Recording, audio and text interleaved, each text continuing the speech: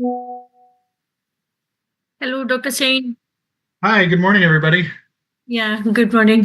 How are you, sir? I'm doing great. How about yourself? Fine. This is Dr. Aparna. Good morning, sir. Good morning. It's actually evening for me, but Thank I you, think sir. there is early morning at your it's about 7:30 p.m. 7:30. Yeah, Okay, 7:30 p.m. Okay, fine. Right, yeah, right. I was little confused about the timings. yeah. No worries. Yeah, I figured it'd be probably more convenient to put it in your morning time and my evening because I don't really do much in the evening. So, yeah. Our institution is actually completely based on engineering background, actually. Oh, We have a lot of branches, that is emerging branches of engineering like artificial intelligence, cyber security, Internet of Things, and a mixture of artificial intelligence and machine learning. wow, that's excellent. Yeah.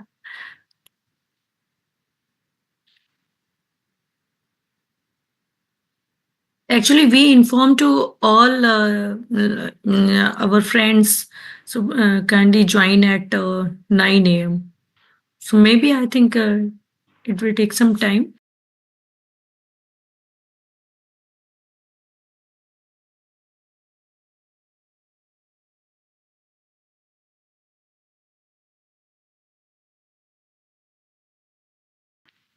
Yeah, it seems like we have a few more Yes, people ma'am. joining.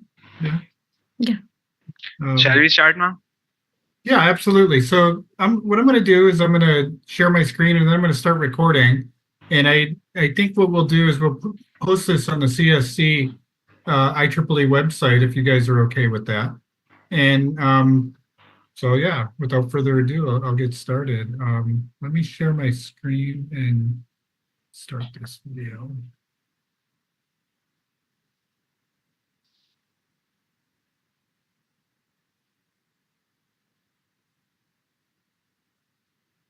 Okay, sir. So when started, inform me so Recording that in progress. we can introduce you to our audience. Yeah, go ahead and you can start now. All right. So is there a co-chair, Anshika? Are you there? Yes, Anshuman. Oh, okay then. Okay. So let us start. So good morning, everyone. I'm Anshuman Pathak, Chairperson of Council on Superconductivity, IEEE PSIT Student Branch. It is my privilege to welcome you all to this highly anticipated lecture on superconductivity. It gives me immense pleasure to extend a warm welcome to our keynote speaker, Dr. Shane Cybart, Dr. Aparna Dikshit, dedicated counselor of IEEE PSIT Student Branch, respected dignitaries, and all the enthusiastic students who have joined us today. This event is being organized by the IEEE Council on Superconductivity PSIT Student Branch, a dynamic platform established in 2018. The Council is committed to fostering academic excellence, innovation, and interdisciplinary collaboration in the field of superconductivity. Through workshops, seminars, and research driven initiatives, we aim to bridge the gap between academic learning and the real world applications. So, without further ado, now I would like to invite Ms. Anshika Jain to further address and take the event forward. Thank you. Good morning, everyone. I am Anshika Jain, the co-chairperson of Council of Superconductivity of IEEE Student Branch. Today, we are privileged and extremely pleased to have Professor C. Cybart among us to enlighten us with the benign presence. Professor C. Cybart earned his PhD in Material Science and Engineering from UC San Diego in 2005, equipping specialization in nanofabrication and the device physics of high transitional temperature. From 2006 to 2009, he continued his research in superconductor electronics as a postdoctoral researcher at UC Berkeley. He remained at UC Berkeley and later UC San Diego as a scientist developing oxide electronics device for a wide range of application from 2009 to 2016. In June 2016, Professor Shane Cybart joined the Burns College of Engineering at the University of California, Riverside. He is currently a professor director of electrical engineering and serves as the director of the California Institute for Telecommunication and Information Technology, as well as the director of the Center for Superconductor Quantum Electronics.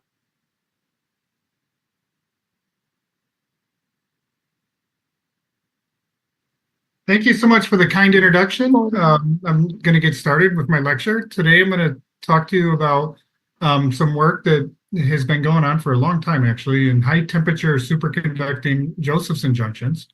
And but to get started, I always like to kind of give you a brief background and some history, especially when I'm talking to students, so that I can give you some kind of feeling for, where a lot of the device applications come from and where the history of Josephson junctions come from. And, it all really started with this guy, Brian Josephson. He was a graduate student, like many of you, and he was working in the Cavendish lab in Cambridge, England.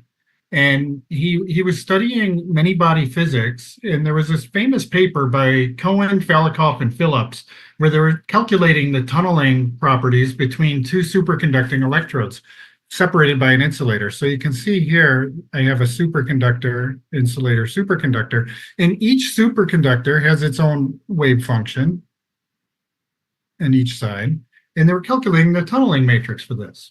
And when they did this, they left out the supercurrent because they thought, well, the probability that you would have a pair, two electrons that are paired up, travel through this tunnel barrier would be about 10 to the minus 10 times 10 to the minus 10 for the second electron. And they just thought, oh, that's not very probable, so we can delete that term. But Brian was thinking, no, that's not quite right, because they're paired up, they tunnel together, so the probability is 10 to the minus 10, so you can't remove this term. And, he kind of went back and forth with lots of theorists at the time, and it was very controversial. And he published this paper all by himself in Physics Letters, which was kind of an unknown journal at the time, because he didn't have any success getting it published in any of the mainstream journals like PhysRev, because guys like Bardeen, in particular, the Nobel Prize winner for superconductivity theory, kept rejecting his paper and saying, no, this is nonsense. I invented BCS, so there's no way that this is right.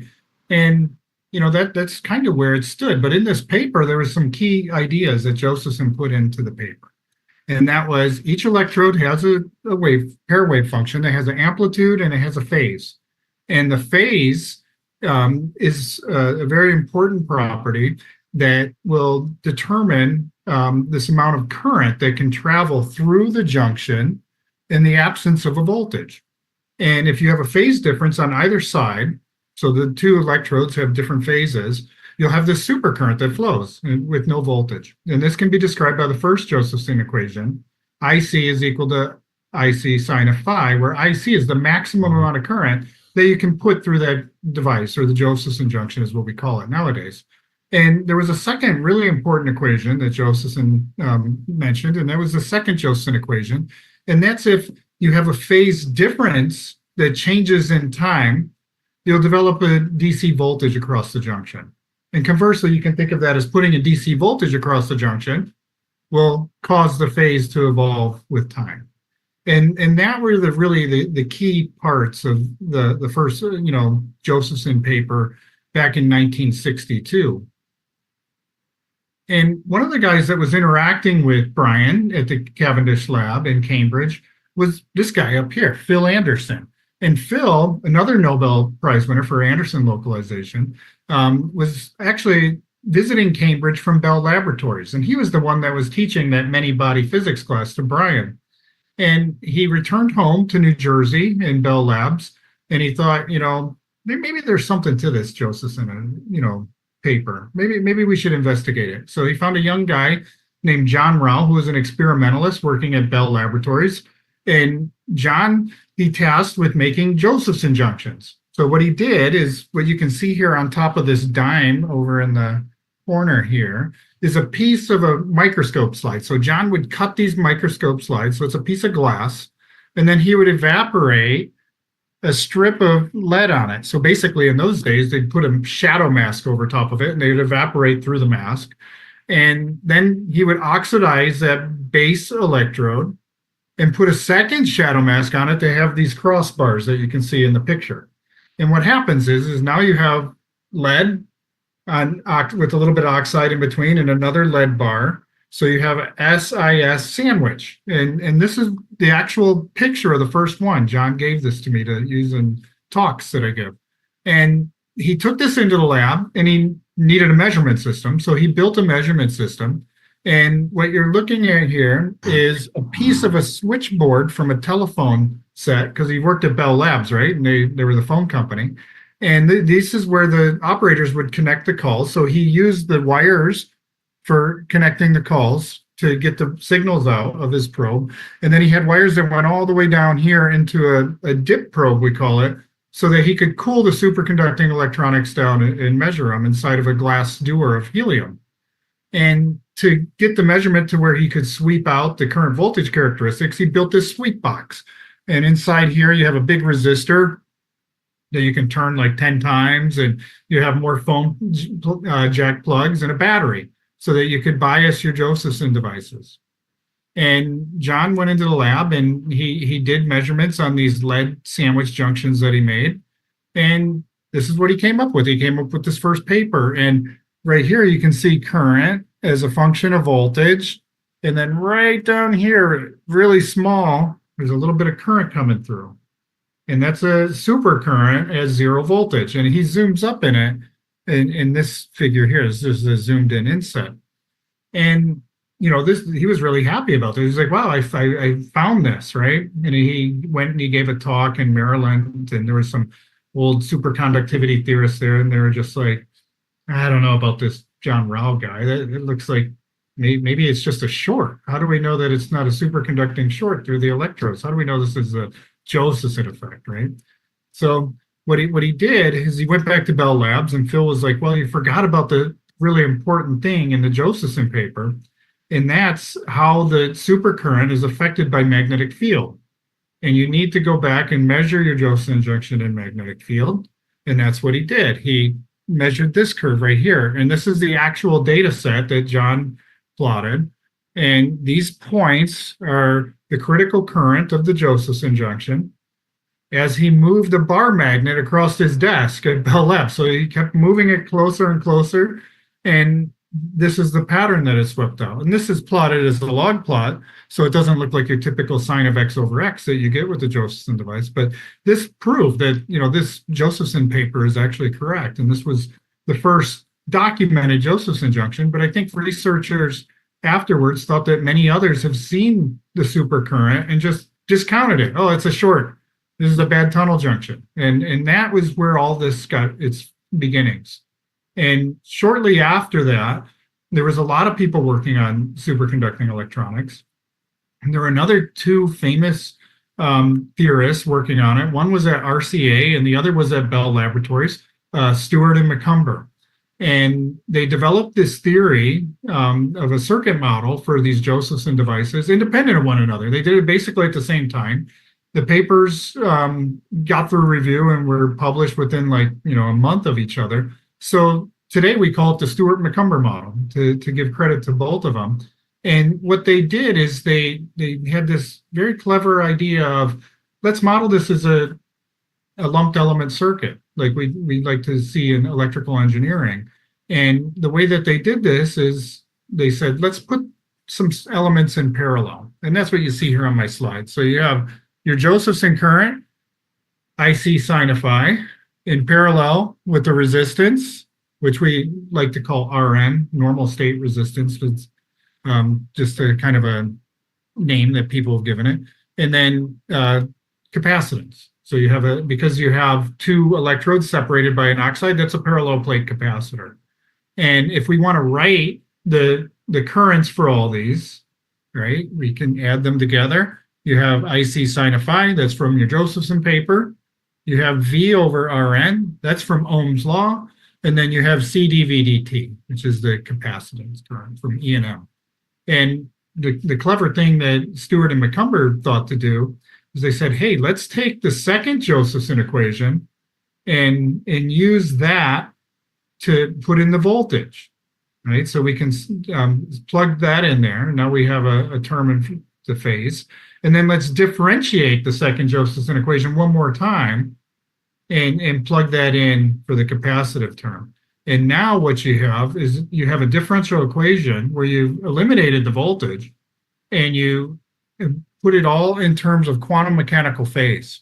So it's a second order differential equation. And every term now is in phase, and this can be solved. And you can make it even easier by removing the capacitor. So the couple of ways that you can remove the capacitor, one is you can take a resistor and shunt the junction and stick it over the junction, and that'll discharge the capacitor. And now you have a first order differential equation. You can also make the electrodes really small to get a smaller capacitance and get rid of the capacitance that way. And now you have a first order differential equation that I think just about any undergraduate can solve. And here you have the voltage is equal to 0 when I is less than the critical current. And then when you exceed the critical current, now you pass the maximum amount of supercurrent that you can get through the junction. You have this parabolic function, ICRN, which is the two parameters, and it's a kind of a famous parameter to characterize junctions. And it's just a function of V and I. And what this looks like when you plot it is the common current voltage characteristics that you might have seen already with Josephson devices. And you can pick off the critical current. That's where it switches into the voltage state. And the RN, or the normal state resistance, is when you bias it way out to high voltage. It'll approach Ohm's law up here at the top. And this is a wonderful model for looking at theories of squids and other types of devices, and it's still used very much today.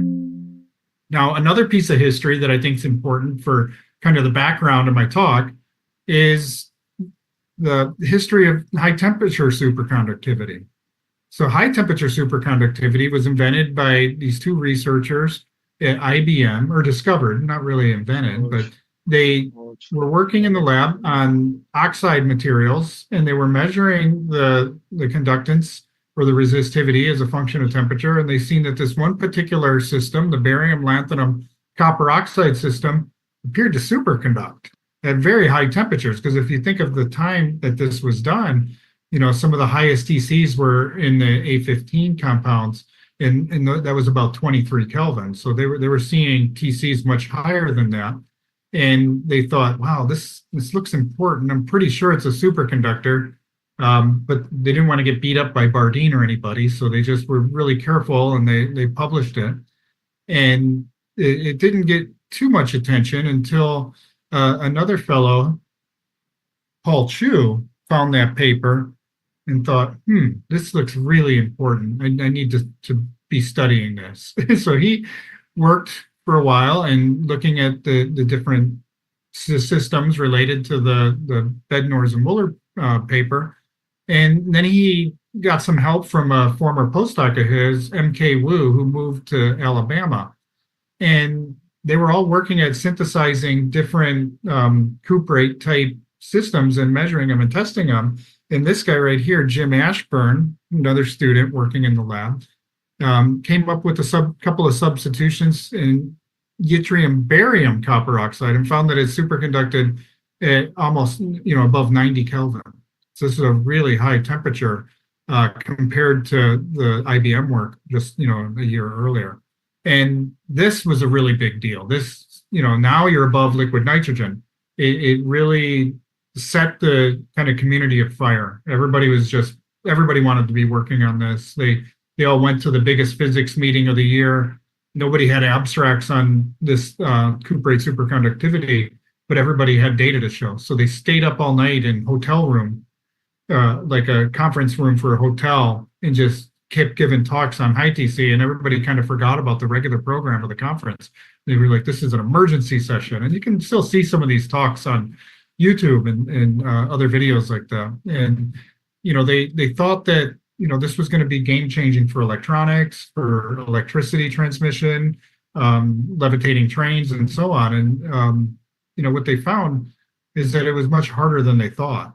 They had a huge outpouring of companies working on high temperature superconductivity back then. Just after a few years, you had all the big corporations that had sizable research labs were working on it, like IBM, AT&T, and all the defense companies. And then we had startups that formed that were just for high TC superconductors, like STI and Conductus and Neocera. And all the US government labs were working on it. And just about every university was working on this at the time. I think if you find people that did their PhD in the early 90s, a lot of them worked on high temperature superconductivity. And I imagine there's probably a list like this for work that was done in India. I know there is for Japan and Europe and so on. And it was just everybody wanted to, make the next breakthrough in high TC. But then as the decade kind of wore on, people found out these things are way harder than we thought they were going to be. And the applications didn't come, and there wasn't a lot of electronics that were demonstrated that were uniform and useful. And this is part of the reason. So here you're looking at the structure and the electrical properties of kind of the most common one of these high TC superconductors. It's yttrium, barium, copper oxide. And this is a very unique structure in that it's orthorhombic. So what that means is it's different in every direction. A and B and C all have different lattice contents. And if you're moving through the crystal, you see a very different atomic configuration in the different directions. In particular, along the B axis here, kind of in and out of the page, you can see these chains, which is copper oxygen. And up here, you have these two planes in the middle that kind of flank the yttrium. These are full copper oxygen planes. And it's thought that the superconductivity arises in the planes and that the conduction likes to go along the B chains. And because you have this very anisotropic structure, you have different resistivities in every direction. And furthermore, you have different superconductivity properties. So this is the coherence length. And in the AB plane, it varies depending on which direction you're going. And along the C axis, it's much less. And that makes life even harder because you have to have epitaxial films to get good superconductivity for electronics in these materials. And they only like to grow in the C axis direction. So because they only grow in the C axis direction, that really precludes making Josephson junctions like John Rao did. It's hard to stack up layers on top of one another because the superconductivity is strongest inside the plane. So these were the challenges that were hitting people in the 90s. And they came up with several clever ways to keep that conduction in the plane. And, they were moderately successful in making some small junction circuits like, squids and other things. But they weren't able to really scale this up to, what you can do with niobium junctions today, which is, you can make tens of thousands of junctions into processors and other digital circuits in niobium. So it was very different in high TC and very difficult. But there was one technique that kind of emerged that I think is kind of the grandfather technique of what my group does today in UC Riverside. And that's using ion irradiation to tune the properties of the superconductor to make devices out of it. And what you're looking at here is a plot of resistivity as a function of temperature for a YBCO film that was irradiated inside of an ion implanter. And essentially, they would increase the amount of ions that irradiate the film and remeasure the resistivity as a function of temperature. So, down here at the very bottom, this film was not irradiated, but as you get up here to the top, the film has been irradiated with 22 times 10 to the 13 ions per centimeter squared. So you're dumping a lot of irradiation into it. And what you see is that the TC of the film comes down in a very, controlled way. And the resistivity comes up in a similarly controlled fashion until you hit somewhere around here, about 2,500 microohm centimeters. And when that happens, you go through a metal insulator transition. So down here, the material is very metallic, but over here, it turns into an insulator. And you can tell by the temperature dependence. When insulators are cooled down, the resistivity goes up. When metals are cooled down, the resistivity goes down. And what people thought, where they were like, hey, why don't we use this to make Josephson junctions, right? We could build up a high aspect ratio mask. We could open up a channel. We could irradiate this part over here in the middle, and that can serve as the barrier. And then we have these two electrodes so that you can have your Si as structure. And they worked on trying to do this for a while, and they were able to, get some successful data. This is data from UC San Diego. This shows the diffraction of the supercurrent, like John Rowell did with the magnetic field. And this shows that current voltage characteristic, like I explained earlier. So they were able to make junctions, but there was a trick. They couldn't make this insulating. They had to make this normal metal, which means that they weren't able to irradiate it all the way up into the insulator transition. And the reason for this is the size. When you have an insulating barrier junction, this size needs to be about 2 nanometers to 3 nanometers because tunneling is the transport mechanism. It needs to tunnel through the insulating barrier. And the tunneling probability is going to scale with dimension. But if you change that to a metal, you can cheat and you can make the metal much bigger because it's not tunneling anymore. The pairs go through in a diffusive or Andreev reflection process, and you can make that barrier much larger. So because they couldn't make that trench 2 nanometers wide back then with the technology that they had, they just made these metallic barrier junctions. Now, when you have metallic barrier junctions, some of the issues that you have is that you have a very low resistance. Now, the resistance, your Rn, is a fraction of an ohm, which is very difficult for making practical circuits. And you have something called excess current. When you make a metallic barrier junction, you get current that appears inside the supercurrent that doesn't modulate all the way to zero when you do the magnetic field pattern. That's why there's a gap between these two patterns here. It doesn't go to zero. And that's because this excess current. So that's a non-Josephson current, and it's not very favorable for your devices. And what we understood when we were making junctions like this was that the trick was, for better junctions, we need more defects in a smaller volume. So what we need to go into the insulator transition, but we got to be careful. We can't just have a 20 nanometer weak link. We got to squeeze this in to just 2 nanometers. And there wasn't a lot of ways to do that with typical electron beam lithography and ion implantation like this way we used until, maybe like 2010, when they commercialized something called the focused helium ion beam.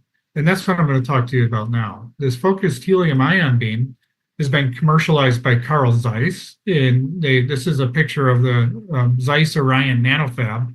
And when we found out that that these types of instruments existed, the beam size can be small enough to make things much smaller. And we did some simulations, and we looked at, this was your conventional like UCSD junction with the very large 30 nanometer.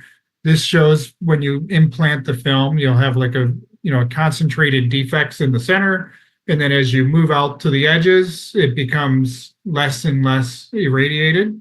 But it's still a very large structure. Now, if you use a helium beam from the helium ion microscope or focused helium ion beam system, it can be much smaller. Now you're looking at about an order of magnitude smaller irradiation pattern. But the caveat is you have to use a thinner film because the voltage of the helium gun in the Zeiss tool isn't as large as this 200 keV implanter. It tops out at about 30 or 40. So this was kind of like a simulation that told us, hey, maybe this is the way to go. Maybe we need to direct write these junctions.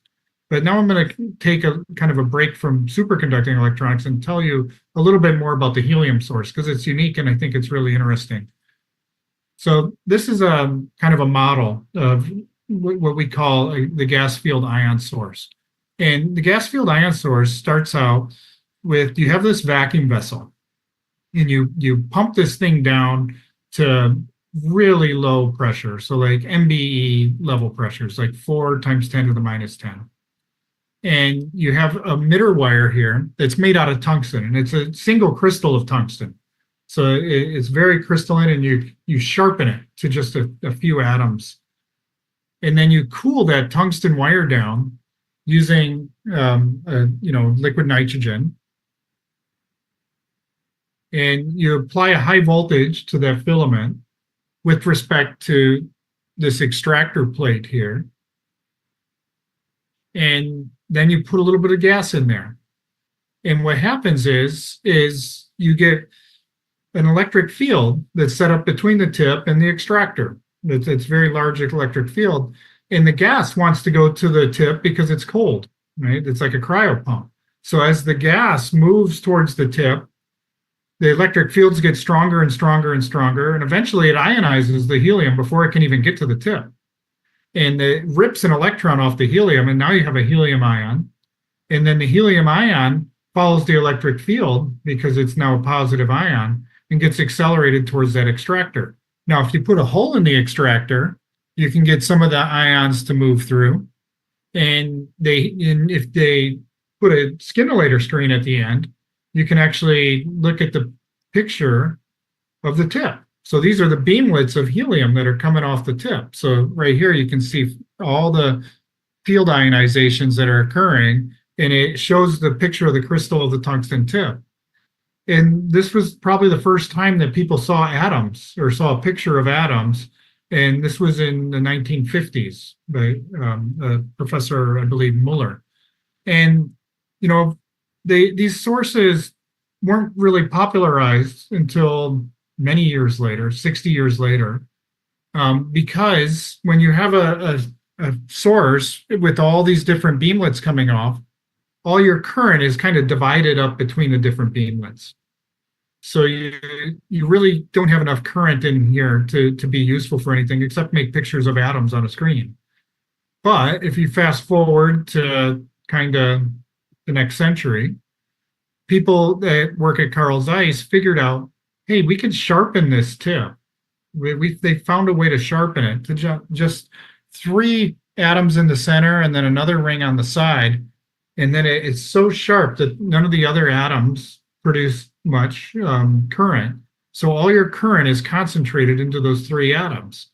So then you can essentially put an aperture in there and get one beamlet from one atom and use that for your nanofabrication and for your imaging. So now you have a ion source that has about a 0.25 nanometer focused ion beam. And that's almost 100 times smaller than like commercial gallium fib. And that's why you can write tunnel junctions with something that's small. And by putting this source into a column, just like you would your gallium fib or an SEM, you can move it around and you can do lithography and ion beam lithography as well. And that is something that we started to look at for making junctions, because this is really the only machine that can hit the resolution for a tunnel barrier inside the plane of a film. I don't think there's any other way to do it. So now I'm going to talk to you a little bit about the junctions that we make with this source. Here's an example of a chip that we make. And up in the corner here in the top, that's a 5 millimeter by 5 millimeter sapphire substrate with a YBCO thin film on top with a gold counter electrode up on the top. And we pattern this with just laser lithography and ion mill etching, the large structures, and we zoom in on that. So like this main picture here is really focused down from in that center. And we remove the gold contact from the YBCO. So now you can see these brown wires or electrodes. So that's all YBCO superconductor. And then we use the helium beam to scan these red lines. And we just irradiating the red lines like the inset. And essentially, we can control the time that you scan it and the rate to gauge how much irradiation that we deliver to the bar at the time. And when we do that and we measure about 150 ions per nanometer or less, we see a set of current voltage characteristics for the Josephson junction that looks like this. So this is a temperature series of one junction. And as you cool it down, the critical current gets much larger, but the resistance is going down. So it's more of like a metallic barrier junction. So we call that SNS, superconductor, normal metal superconductor. The YBCO that is irradiated is acting like a metal. It's above the TC of the YBCO. Now, if we look at like a simulation on what we would expect from that, this shows the radiation pattern that you get with that type of dosage. Now, if we increase the radiation up to about 200 ions per nanometer, you can see something really different in the IV. Now you can see that the critical current is increasing, but the resistance is all the same, right? It's temperature independent. Doesn't matter which temperature curve you're looking at, they all have the same resistance.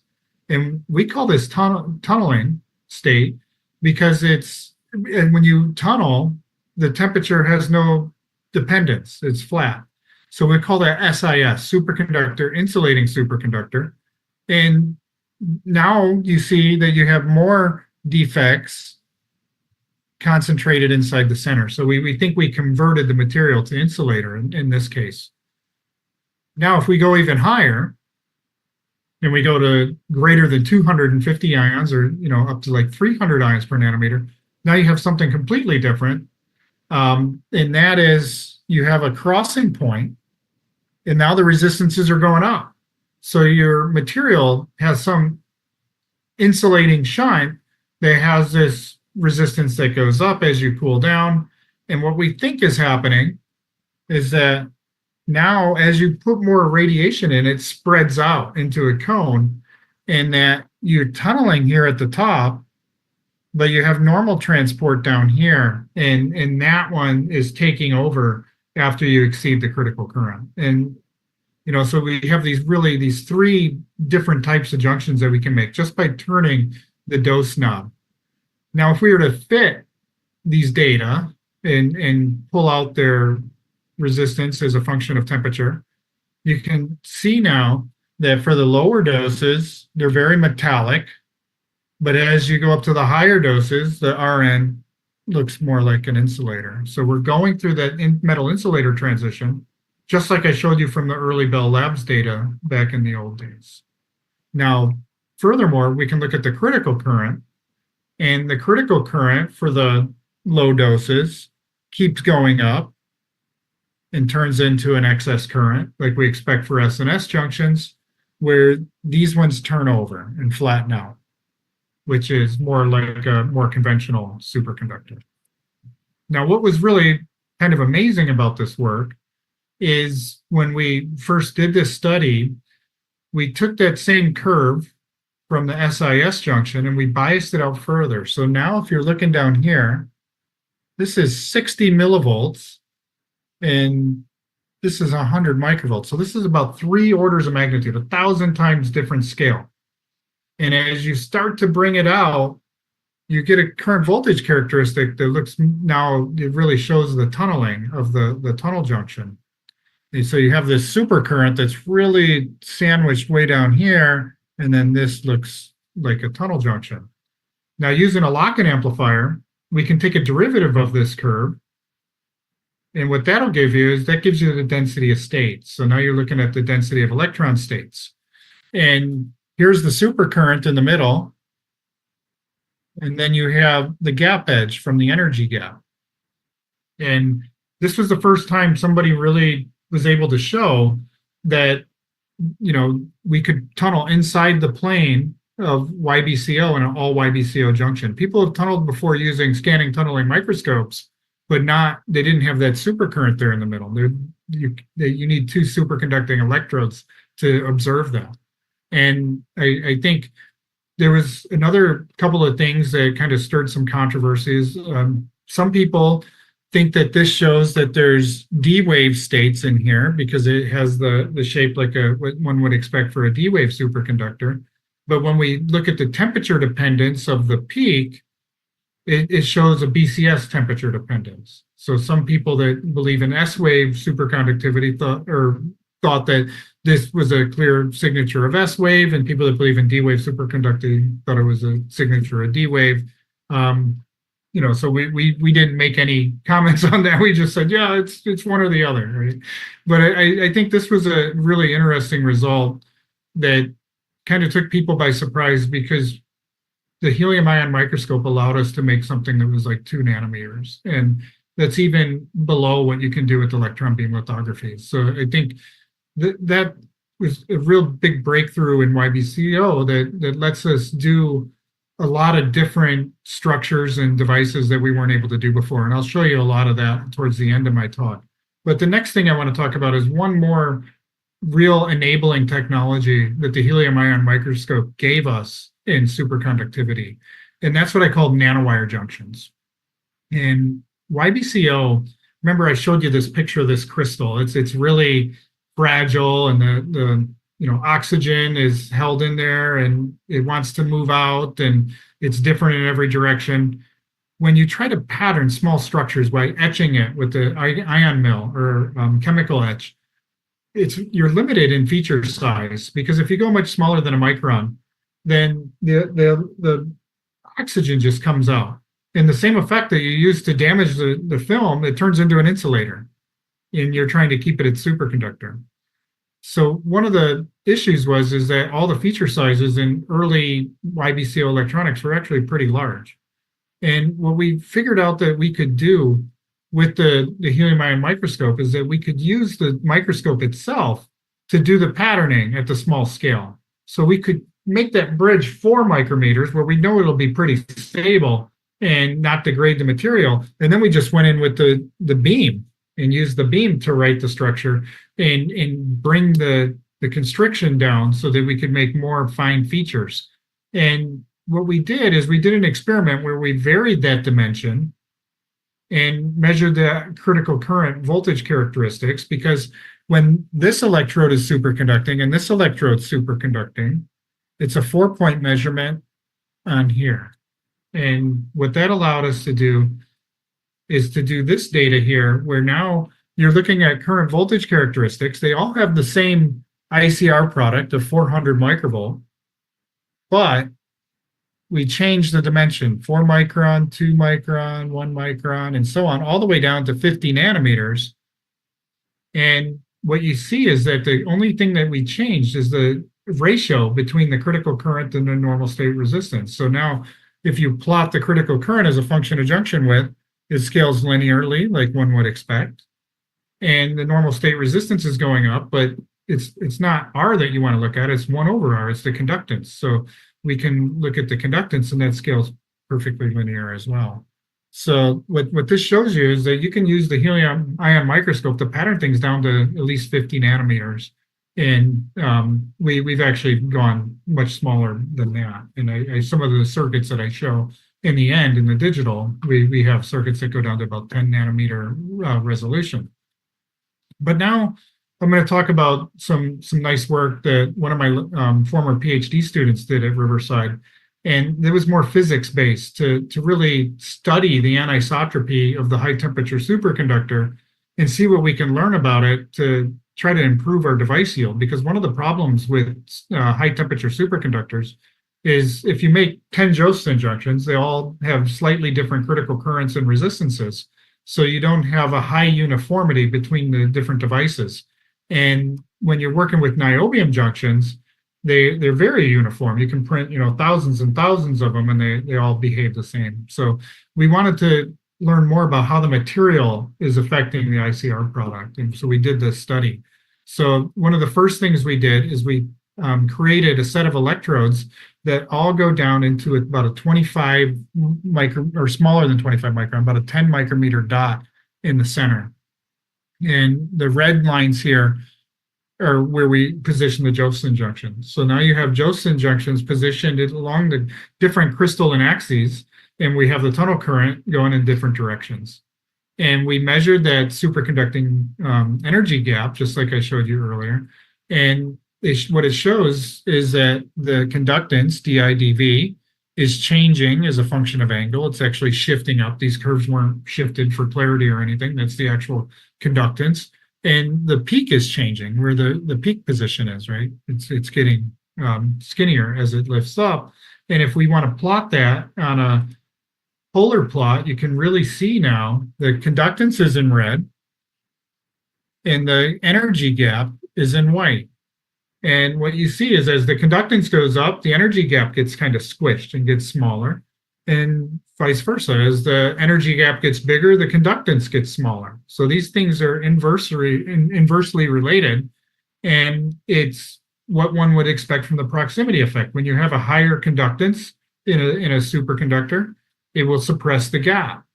And when you have a lower conductance, the gap's allowed to be larger. So we really saw this effect, and we wanted to scale it down to see it even to see if we could get even more resolution in the measurement to possibly get a D wave order parameter looking wave. So when we scaled it down, we did this experiment where now you have 1 micron or so of material, 1 to 2, and we position the junctions in this position all the way around it so that we'd have several measurements. And when we measure these, you still see a relationship between the gap and the conductance, this inverse relationship, but it's much less structured like the other one. And we thought it was going to get more structured and more D-wave like, but instead it was more disordered.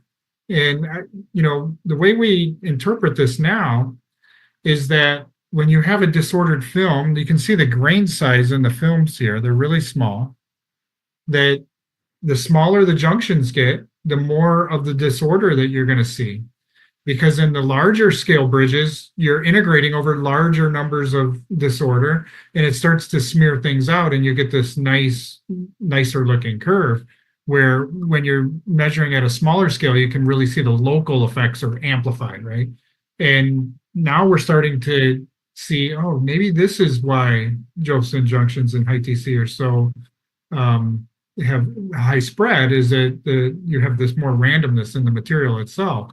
So we took some of these films to the national lab here in Albuquerque, Sandia National Lab, and we're working with a professor there or scientist there that does photo emission electron microscopy, and that's also called PEAM. And what we did in this study is it's like the photoelectric effect.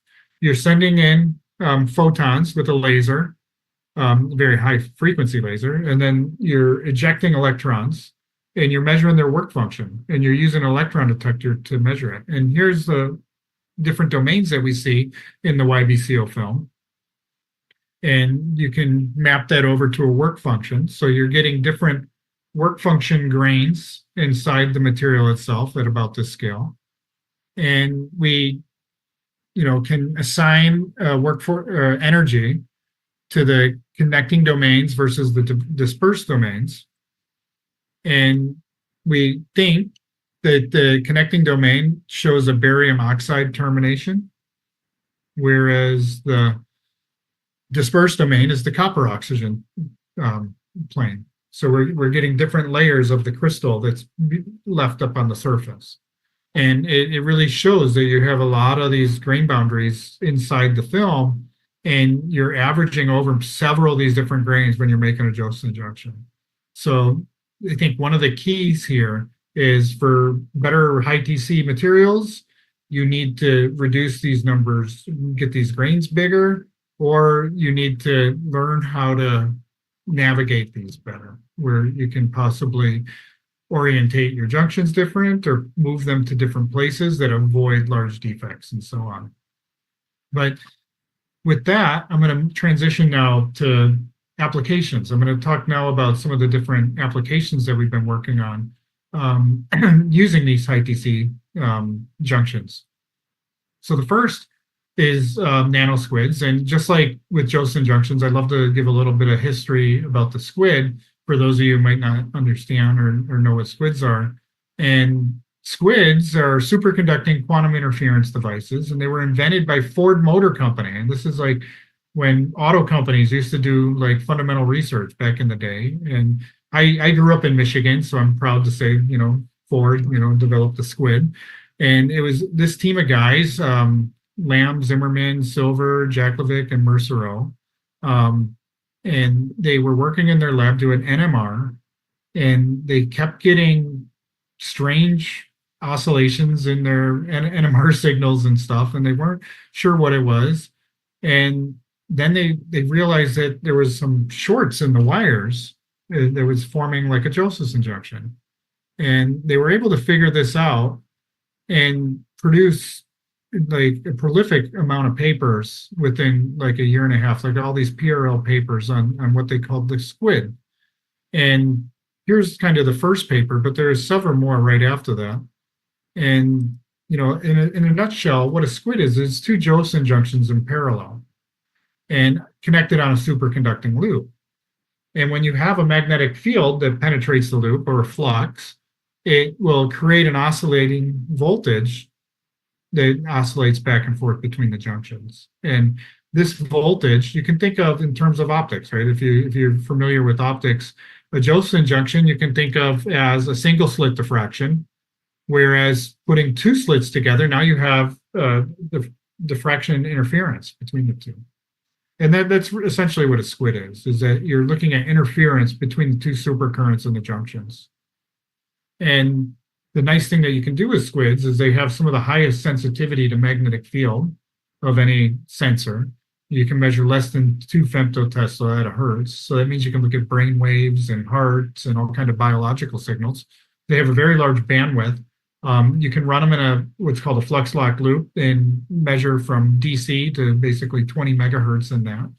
And you know, they use these in commercial medical equipment for brain imaging, and we have some at Cal IT2 in the UC San Diego campus.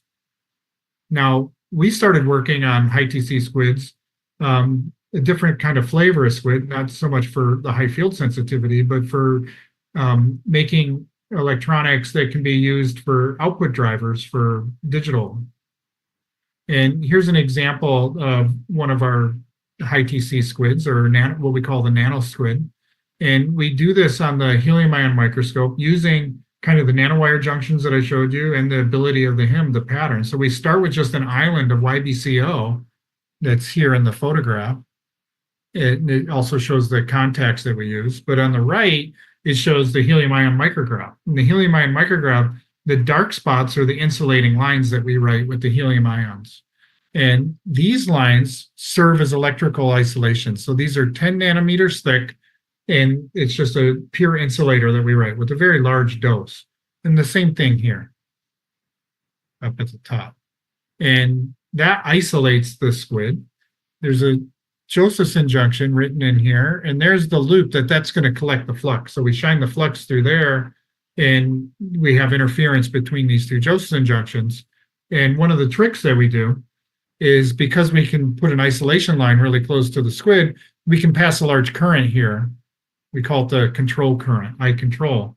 And that allows you to put a large flux inside the loop. So you don't have to use an external magnet. You can just use a current on your chip. So it's a 3-terminal device, right? You have your current, kind of like your gate, and then you have your squid down there. Now, this AFM picture shows it a little bit differently. You're looking at a topographic map of the nanosquid, and when you irradiate it and turn it into an insulator, it causes the material to lift up a little bit. And when it does that, you can pick it up with the AFM. Now, electrically, we use junctions that have the temperature independent resistance from 54 Kelvin all the way to 4.2 Kelvin. So the resistance stays the same at 32 ohms, which is actually a really high resistance for a squid. And we were able to get this so high by using the nanowire junctions that I showed from the other thing. You couldn't do this, 15 years ago with the other types of devices. You couldn't make the dimension of the junction small enough to get a higher resistance like this. Typically, those types of squids would only be about 1 ohm. It's 30 times higher. The other unique thing is that this squid operates over a huge temperature range. It'll work from 4 Kelvin all the way to 54. And typical high TC squids, when you cool them down, they stop working after about 30 Kelvin or so. Here's when you apply a magnetic field outside of the squid, not using the control current, but using the magnetic field to measure the field sensitivity. You can see at 4.2, you get a very large oscillation. 300 microvolt, it's still really large. Even all the way to at 52 Kelvin, you get 30 microvolts, which is still a large voltage for a squid. Typical commercial squids operate at around 10 to 30 microvolt. Now, using that control line, that third terminal, you can see that you can actuate the squid as well, just using the on-chip control line. And what we wanted to demonstrate with this is that we could use this device to send signals out. So if you can imagine having some superconducting digital logic that's at 4 Kelvin inside your cryostat, and you want to be able to take signals out of that and connect it to a room temperature amplifier with a high impedance, we built a transimpedance amplifier. So now we could put a few milliamps pulse onto the control line and actuate the squid, which is putting out almost a half a millivolt or so of voltage on the output of the squid. So essentially you're taking something from 0 ohms to 30 ohms, and just as you're transferring the current over to a voltage. And this is something that we've been working on developing for interfaces for lower temperature devices. Now, my postdoc at the time thought that this was really cool because he wanted to make the smallest ITC squid. So I challenged him to go in and just make the smallest one that he could possibly make. And this is what he came up with. He drilled a 10 nanometer hole into the film, which is here. And then he made these 2 junctions off on the side. And that was his nano squid. And here you can see the current voltage characteristic off to the side. It's got 32 ohms and 28 microamps of critical current. There's the voltage field characteristic, and it's a lot noisier than the other one because this was measured in a quantum design PPMS. We weren't able to use the control coil to get enough field into it because the hole is so small that we had to use a larger superconducting magnet to get the field pattern into this. And all we had available was a kind of a pulse tube cooler, so it was very much noisier than a typical dip probe. But he was able to say, I made the smallest ITC squid with this, so I thought it was a pretty nice achievement for him. And one of the other kind of big projects that he started working on was, what happens if you start stitching these together? Can we connect them in series? You can imagine you're going to get higher voltage output because the voltages are going to add in series. So here is the helium ion Micros graph on the left and the AFM picture on the right that shows that how he connected these in series. And here's the IV characteristic and the voltages that he got from both the control line and from an external magnet. So he's able to get well above a millivolt with just 3 squids. And I think the other researchers trying to make arrays usually have to put many, many more squids in series to get this because these particular nano squids output very high voltages due to their resistance and the small inductance of the squid. So it was a really nice approach to getting higher voltages out with just a few squids. The other thing that he was looking at was parallel arrays. And when you put the 3 squids in parallel, it really acts just like optics again. So if you think of if you ever had an optics lab or anything with laser diffraction, when you start to add more slits to your grating, it sharpens up the diffraction pattern. And that's exactly what it does here. As now that we have 3 squids in parallel, you can really sharpen it up more. And you start to get these really sharp patterns. So that was what you can do with nano squids. There were some other squids that we made that I didn't have time to add in here and show, where they're more looking for sensitivity for things like biomagnetism and other structures. But what I'm really excited about is to talk about some of the progress we made in digital, and that's what I'm going to talk to you about next. Digital electronics, I think now is a real timely time to investigate a lot of high DC digital electronics. Now we have really good junctions. There's a lot of innovations. The crystal growers are growing much better material than they used to be. There's many different things that we high DC that we didn't know, say, even 15 or 20 years ago. And I think there's also this pressing need to come up with energy efficient computing solutions as AI starts to grow and just become very power hungry. So, superconducting computing is starting to be, seriously looked at again. And there's a lot of work in niobium, something called quantum flux parametron, and also energy efficient SFQ. And I think there may be some role for high TC to play at higher temperatures in some interface circuitry. So I think that this is a kind of a good topic to discuss here. One of the first digital circuits that we made using the helium ion microscope is a reset set flip-flop. And we modeled this after one that was made by Likarev a long time ago in high TC. And essentially what you have here is you have the schematic up at the top and the actual circuit down in the corner. And on each side, you have a Josephson transmission line. And essentially what a Josephson transmission line is it's a squid that is so small that it can't hold a flux quantum. So if you force a flux quantum into it, it doesn't have enough inductance to stabilize it. So it pushes it over to the next loop. And it allows you to shape the circuit and transmit flux through, a complex circuit. So if you put a pulse here on L3, it'll generate a flux here that's unstable that moves to here, and then eventually it gets here where L1 is a little bit bigger and it can sustain it. And then you store the flux quantum in that loop. Now, how do you know you got a flux quantum in the loop? Well, you measure it out with the readout squid. So now you have that nano squid closely coupled to the readout loop. And you can detect, hey, I got a flux quantum in my storage loop.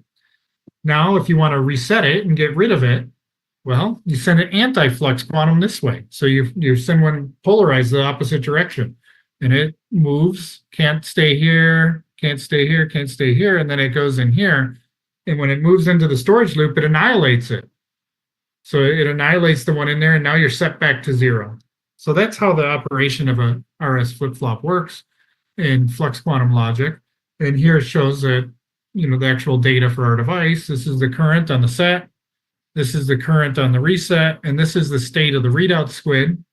And sometimes people ask me, hey, what's that little shoulder here on your readout squid? Well, the squid is so sensitive, it's picking up the pulse for the reset. The reset pulse is showing up on there. But you're able to easily set and reset the device. So I think this was a good demonstration of single flux quantum logic in high TC. But because we work in single layer, it really complicates the layout. And there's a few downsides to using our process for this type of logic. And that's, you have the parasitic coupling between the components. And the reason why we have, some limitations is that the film thickness that we use is very thin. We use about 40 to 50 nanometer thin films. And what that will give rise to is a large or a small IC, but a high kinetic inductance. And so now we have a smaller IC than we typically want to use and a higher kinetic inductance than we typically want to use. So it's difficult to make much larger scale circuits with low bit error rates using SFQ in this device, particularly because you have these very large penetration depths from using the thin film and this really high kinetic inductance of 4 picohenry per square. You have to be very careful how you design your circuit. So what we realized from this demonstration is we need a higher ion source voltage and a reliable multi-layer process, or we need to be looking at different types of circuits. And, I showed this slide, the previous slide, at a meeting in Japan, and a famous researcher over there that studies quantum flux parametron logic said, you should be looking at quantum flux parametron logic. You don't need the really high critical currents, and we can get by with those inductance values. So what a quantum flux parametron is, it's a different type of flux circuit. And in a nutshell, the way that this works is you have your squid, which is here. You can think of it as here if you connect all the grounds. And there's two possible states where you can store flux inside on either side of this load inductor. And you can have a flux quantum on this side, we'll call that 0, or a flux quantum on this side, and we'll call that 1. And when you have a flux quantum in the 0 slide, you can think of this as a double well energy potential that forms when you pulse this thing. And you can think of like a ball sitting down in the minimum on that side. Now, if you wanted to move that to the 1 state, you can think of just kind of gradually tilting the potential so that this ball starts to roll over to here, to the other side. And you can do this relatively efficiently. If you move it, I would say slow, but slow means like 2 gigahertz, so it's not very slow. It's still pretty fast compared to most logic. But you move it back and forth and you don't lose very much energy. So we wanted to build some of these out of high TC, and here's how we did that. We designed our circuit like this. Here's this squid, and then this excitation current. This logic's always clocked. It's an AC logic, so you're always running a clock on it, and you can read out on the output squid the state of the load on the output line. So here's how that works in the actual circuit. So here you have your input current. Here's your QFP. There's your logic cell. And then your output current runs through here, and you measure that with your readout squid. This inset up here zooms in on the actual QFP. That's the little squid. And you can see we use the nanowire technique to bring the excitation coils in really close. And then here's the actual flux loop, and the white are the 2 Josephson junctions. And we were able to demonstrate experimentally. This is the clock on the excitation. We apply the input, and we're able to see it on the output at the right timing. Now, to make sure that we're not just bleeding through and measuring things on the squid through a parasitic, we built a 3-cell register. So now we stack 3 of these together, where you have 1, 2, and 3 all together. And now to actuate these, you excite each one differently at a different phase. So they're clocked at 120 degrees apart from one another. And now when you put the input on, you can see it only moves when the clock's at the right clock frequency, and we're able to send the data between each QFP all the way down the shift register. So if we calculate a bit energy for the high TC QFP that we made, it falls on this red line, and that is roughly a little bit better than niobium SFQ. This down here is niobium AQFP. It's of course better because it's working at lower temperature. And this is the Landauer limit. The Landauer limit is a fundamental energy limit from information theory. If you remember information theory, the entropy is equal to KB ln 2. And 2 are the 2 states, 1 and 0. So if you use this entropy to calculate an energy, that's where the Landauer limit comes from. And niobium AQFP right now is one of the only really sophisticated circuit technologies that can go below this limit. And the trick that it uses to get below this limit is that it doesn't lose the configurational entropy of the information. So if you put a question into a logic, it'll put out an answer. If you put the answer backwards through the logic, it'll spit out the question. So you never lose the configurational entropy, and it makes it through. So this shows how far we are from doing AQFP with high TC.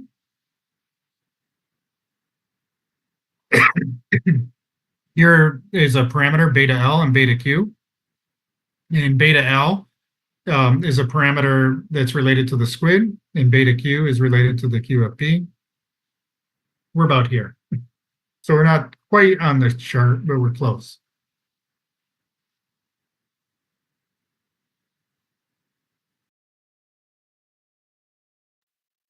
Okay. So with that, the last thing I want to talk about are some large-scale arrays that we made.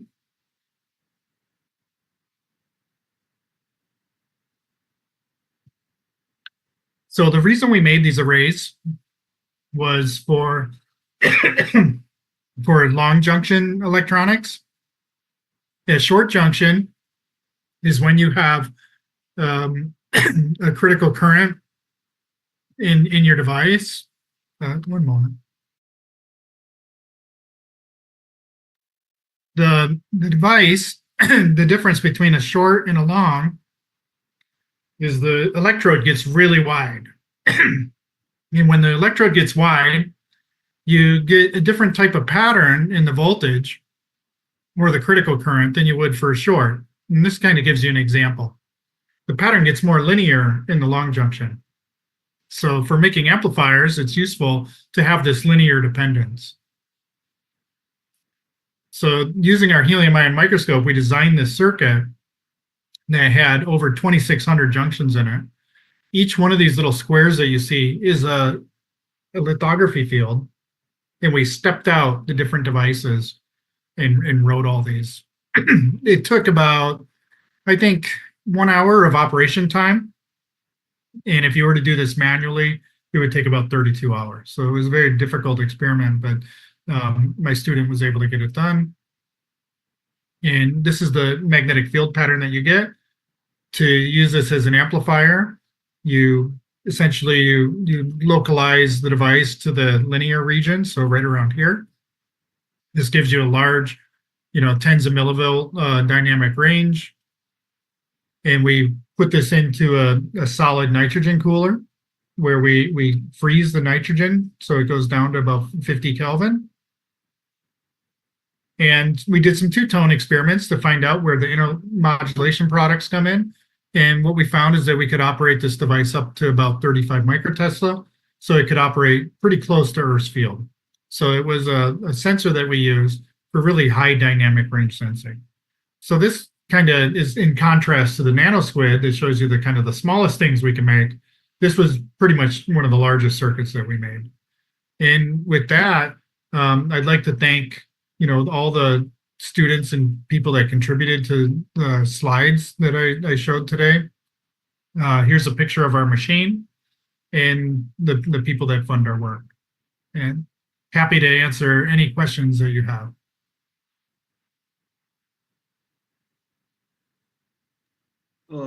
Yes, sir. So my name is Tarang Nemani.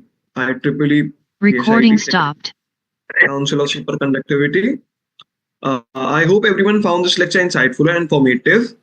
We now move on to the most important part of the session, the doubt session. The doubts are in chat box. So, sir, if you may please answer those questions.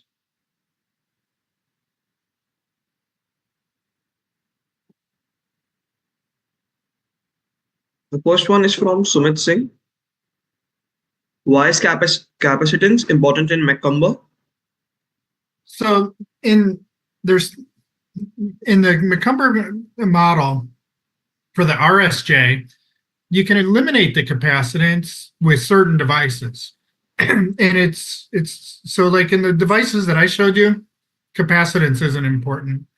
But in like commercial niobium, it's also not important because they put a metal shunt across the niobium.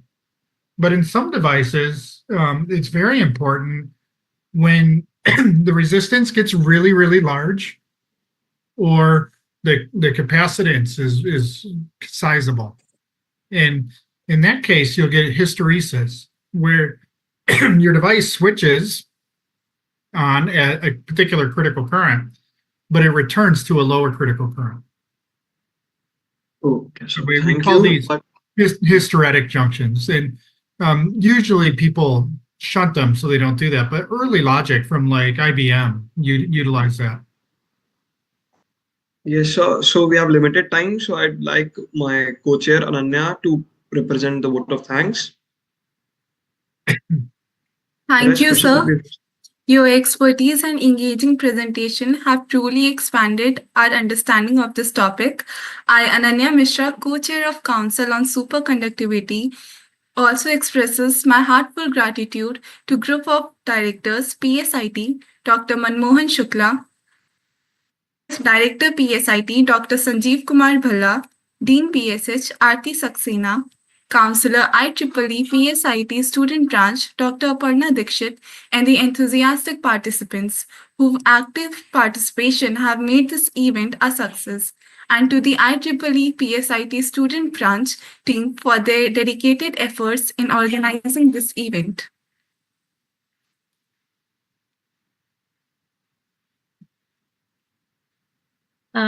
Thank you, Dr. Shane.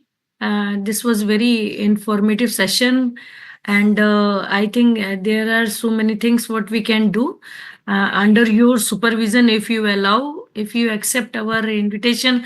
Like our students could do some work under your supervision. It would be a great help for all of us. Yeah, happy to help. Yeah. I think we will communicate with the help of Anshuman Patak. He was, I think, leading you for further communications. So I think it would be a great idea if we could collaborate in sense of some research part or some like as we have some computer science engineers, so how they can how can they be a part of your projects at any sense, because there are so many things could be solved by using machine learning, like smallest temperature and all things. So I think it would be easier for all of us.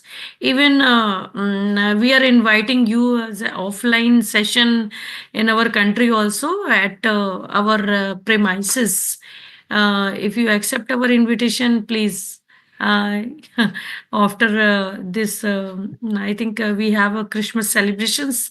After Christmas celebrations, we can, if you feel so, you are most welcome in our country. Yeah, I really wish I could have actually visited in person. I have a lot of travel. I'm actually leaving this week to go to Japan, and I really want to come to India someday. I have many students in my lab from India, and I've been learning a lot about India. Okay. So I do look forward to visiting and checking it out someday. Okay, so that would be a great. In meanwhile, you can visit our place also, and can visit your students also. Yeah, exactly. Yeah. Okay, this is a small token of gratitude for you. What our student branch for Superconductor Council they have created for you. So please accept our memento. Yeah, thank you. Thank you. Yeah. Okay. So please let me know, like once you feel free, like you may come to India, and or we can talk for some project, research project also. So we want to contribute there. Yeah, absolutely. Yeah, thank you. Yeah. Thank you so much. Thank you. Bye bye. Do we have a screenshot also? A group photograph? Yes, ma'am. I have Who's done it. capturing Taran? Yeah, please go ahead. I request everyone to open your cameras.